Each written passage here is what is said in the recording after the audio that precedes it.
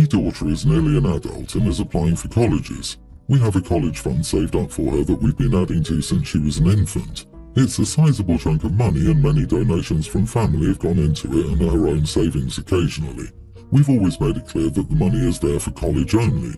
She never had to put her savings in there. She has a separate savings account, but did so anyway. Her girlfriend lives in Australia and they're both huge Supernatural fans. They both wanted to go to a convention for years, at least 5 that I can remember. 2 of the main guys will be at a convention in Australia. She begged me to let her go.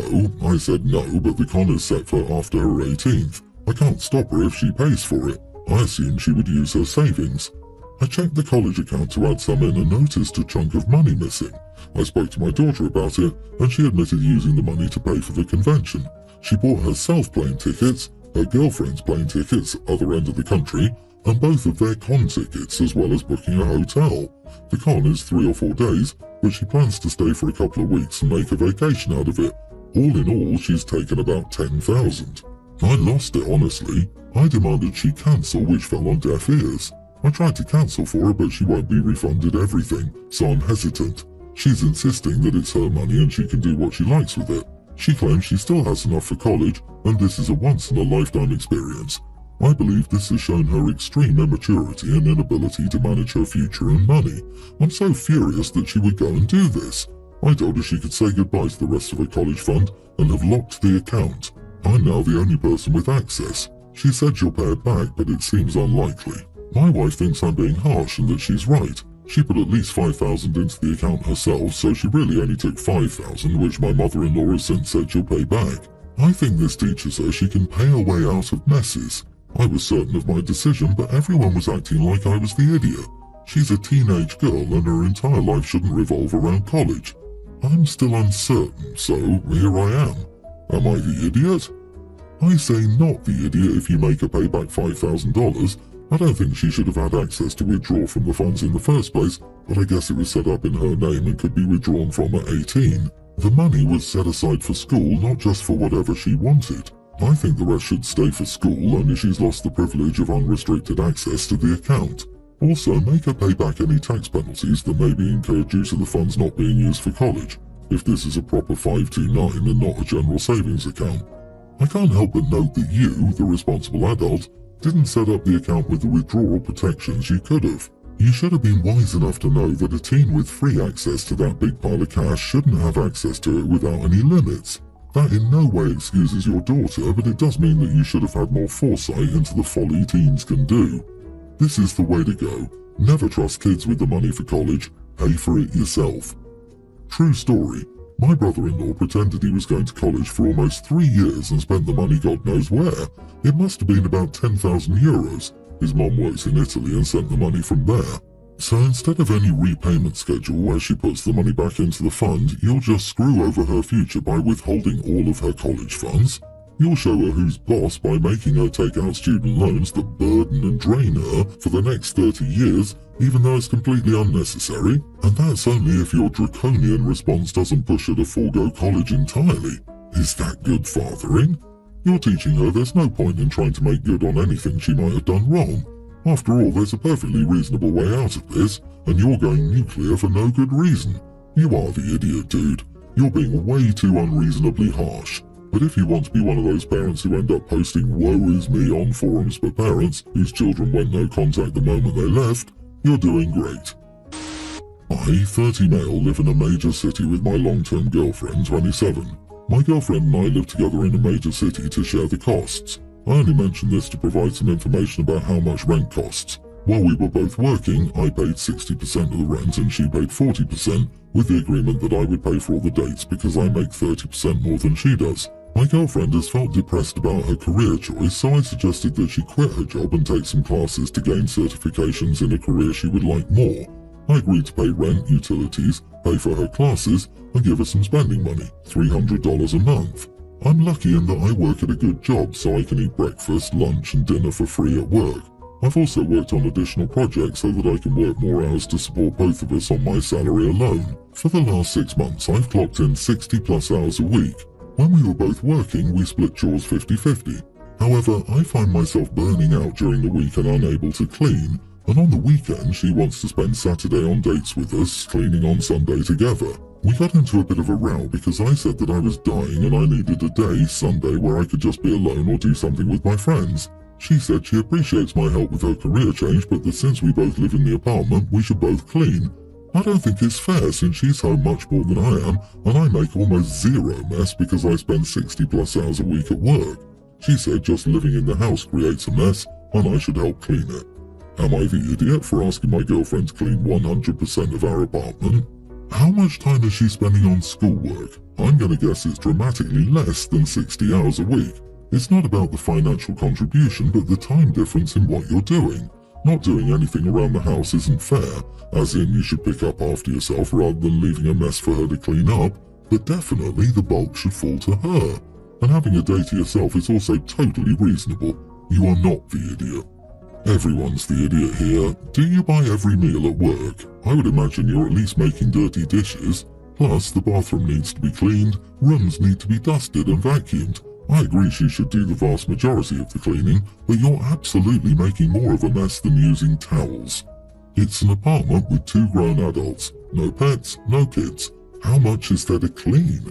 A vacuum, quick tidy, bathroom and kitchen wipe down should take at most an hour a week.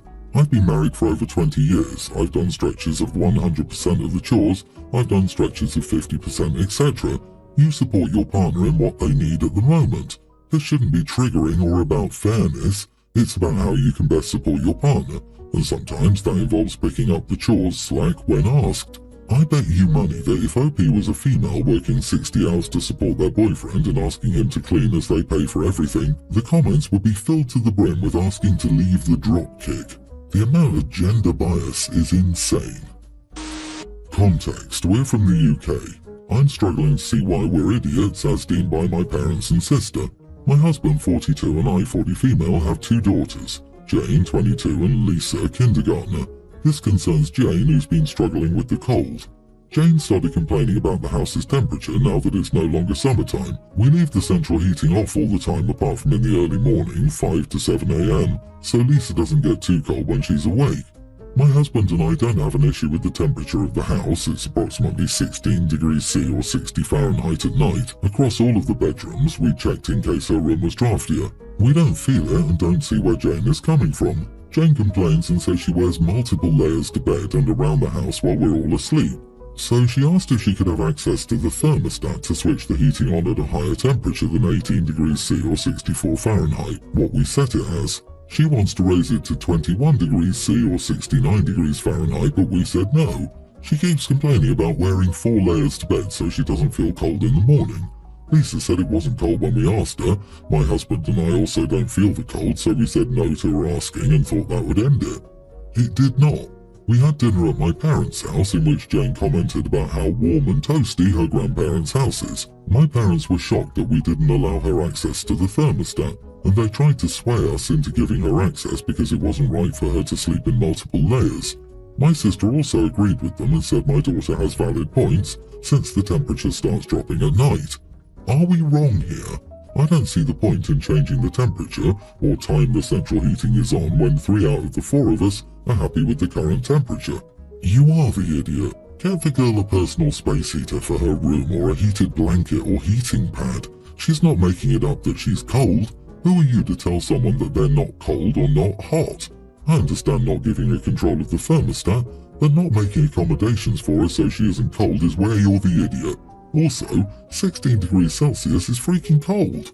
Agreed, 16 degrees C or 60 Fahrenheit, or even 18 degrees C or 64 degrees Fahrenheit is too cold for most folks. Just because you're fine doesn't mean it's reasonable to expect her to be miserably freezing. I can see you not being interested in keeping the heat on consistently either, so that's also miserable for her. Why do you think she should suffer so you can save a few dollars on the power bill? Also, heating blankets, space heaters, etc. actually use more electricity than just keeping your house at a comfortable and consistent temperature. Expecting her to have 4+ layers to be moderately warm is unreasonable. Dude, why do you favor your youngest over your eldest? A kindergartner is not trustworthy when it comes to temperature. When my brother was that age, he had to be reminded to wear more than a shirt when it was snowing outside. Jane may also have low thyroid hormone, which can cause cold intolerance. You suck, and I would hate to be your daughter. How many other ways in life have you neglected her? My sister is 18 and I'm 26. She's in college and moved out of our parents' house in June. Since then, my sister has gotten a bunch of tattoos. I'm cool with that, but she knows our parents are not, and she decided she was going to flaunt them all at my wedding for the first time, knowing our parents would react badly to them. She didn't stop there, though. She went up to a few anti-tattoo family members and was gloating about getting them too. It ended up in a fight between her, our parents, and a few extended family members. My sister was smirking the whole time. She was so glad she could get under our parents' skin. She never told me a damn thing about it either. The fighting was so distracting, and she approached me at one point during the reception and asked me why I wasn't standing up for her and talking to her. I was mad. I admit, I was angry. She could have shown them the day before the wedding and let everybody get it out, but she wanted to make sure more people saw and made a bigger scene over it. I kicked several family members out of the wedding because they couldn't behave, and I pretty much ignored my sister. She realised this a few days ago and started texting me, asking why I wasn't texting her and why I was being so weird. I ignored her text because I wasn't ready to talk, but she decided to show up Sunday at my house and asked me why. She told me I was treating her like she did something wrong. I told her she did. She knew our family would react badly and she used my wedding day to have that fight. I told her she had so much time to tell them and let things happen, but she waited so she could take so much attention away from my husband and me on our wedding day. I said the fighting was distracting for many people, the tension was palpable, and she knew what she was doing. I told her she made me regret inviting any of them, and that included her. She told me I should be mad at our family, not her, that they were always the ones who did the wrong thing. She brought up how once she was born, I was brushed aside and how it wasn't her fault, but it showed why I should only be mad at our family. I told her she didn't get to draw so much attention to herself intentionally and expect me to be okay with it when it was supposed to be my wedding. You know, one of the happiest days for a couple. She started yelling, telling me I was punishing and blaming her unfairly, and she thought I understood our parents sucked, etc. She sent me several texts yesterday saying I was unfair to her. Am I the idiot? Don't wear white dresses to a wedding. Don't propose at a wedding. Don't make a pregnancy announcement at a wedding. Don't come out at a wedding. Don't bring your dog to a wedding. Don't do anything to take away attention from the bride and groom, or bride and bride. It's their day, not yours. Not the idiot. Your sister was the only person you needed to kick out of the wedding. She started all the unnecessary drama. But what if my dog is invited and I'm the +1? Imagine getting tattoos with the purpose of making your family angry. She knew exactly what she was doing and how it would play out. It doesn't excuse the behavior of the family members, but she is 100% the idiot. She chose to antagonize family on purpose at your wedding. Actions have consequences. It's not my fault they gave me more attention when I was born. Be mad at them only, even though I pulled a major attention-seeking stunt at your wedding. My sister and I are pretty close and we're friends with Kat. Kat recently passed away and her funeral is being held this weekend. My sister Sammy has a fear of the dead. She strongly believes in ghosts and even has trouble with meat due to her beliefs. I called her and told her I could pick her up on Saturday since I knew she was having car trouble. She informed me she wouldn't be going. I asked why and she told me she couldn't be around a ghost. I asked if she was joking and told her she could just stand in the back, but everyone was expecting her to go. We're close friends with the family. I told her she needed to go or she would blow up all her relationships, including with me. She said that wouldn't happen, and I told her that her family would never forgive her, and I don't think I would either since we've known her for years.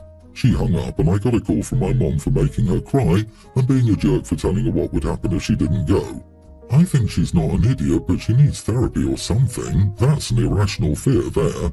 You, I'm not sure. I think the fact that you said she will blow up all her relationships, including me, is the one that makes me want to go with you are the idiot.